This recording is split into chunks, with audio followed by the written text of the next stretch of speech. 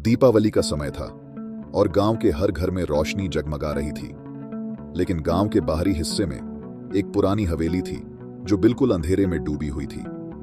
हवेली के चारों ओर घना जंगल था और गांव वाले उस जगह के करीब भी नहीं जाते थे।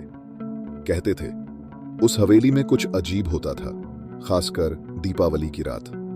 वह हवेली वीरान थी, लेकिन उसके आंगन में एक अजीब चीज होती थी, कद्दू। हर साल दीपावली की रात के पहले वहां ढेर सारे बड़े बड़े कद्दू उगते थे। किसी ने कभी इन्हें उगते हुए नहीं देखा, पर गांव में यह मान्यता थी कि उन कद्दुओं के अंदर कुछ बुरी शक्तियां छिपी हुई थीं। एक बार 3 दोस्त समीर, अंशिका और मोहित ने तय किया कि वे इस रहस्य का पता लगाएंगे। दीपावली की रात को तीनों ने हिम्मत जुटाई और उस पुरानी हवेली में जाने का निर्णय किया। चांदनी रात थी और हवेली के पास पहुंचते ही उन्हें ठंडी हवा का एक अजीब सा झोंका महसूस हुआ। हवेली के अंदर सब कुछ खामोश था, जैसे कोई वहां बरसों से ना आया हो। जैसे ही वे आंगन में पहुंचे, उनकी नजर उन विशाल कद्दुओं पर पड़ी।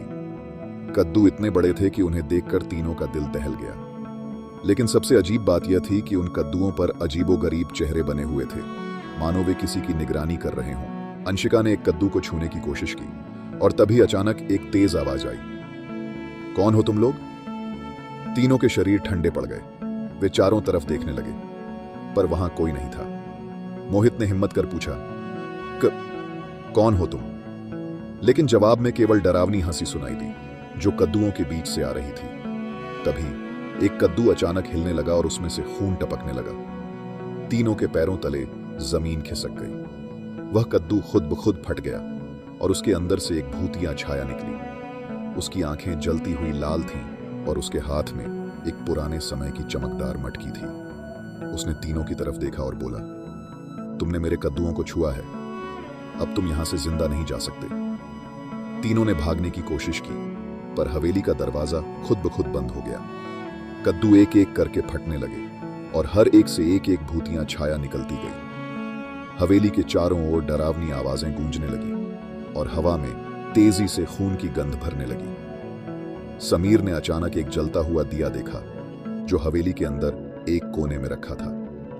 उसे याद आया कि गांव के बुजुर्ग कहते थे, अगर उस दिए को बुझा दिया जाए तो कद्दुओं की शक्तियां खत्म हो जाएंगी। उसने दिए की ओर दौड़ लगाई। अंशिका और मोहित डर के मारे कांप रहे थे, लेकिन समीर ने दिए को गिरा दिया। दिया बुझते ही चारों तरफ छाई भूतियां छायाएं एक जोरदार चीख के साथ गायब हो गईं। दरवाजा खुल गया और तीनों दौड़ते हुए बाहर भाग निकले। गांव में पहुंचकर उन्होंने सारी घटना सुनाई, लेकिन कोई भी उनकी बात पर यकीन नहीं कर रहा था। अगले दिन जब गांव वाले हवेली गए तो वहां कोई कद्दू नहीं था, लेकिन उस दिन के बाद से कोई भी गांव वाला उस हवेली के पास जाने की हिम्मत नहीं करता।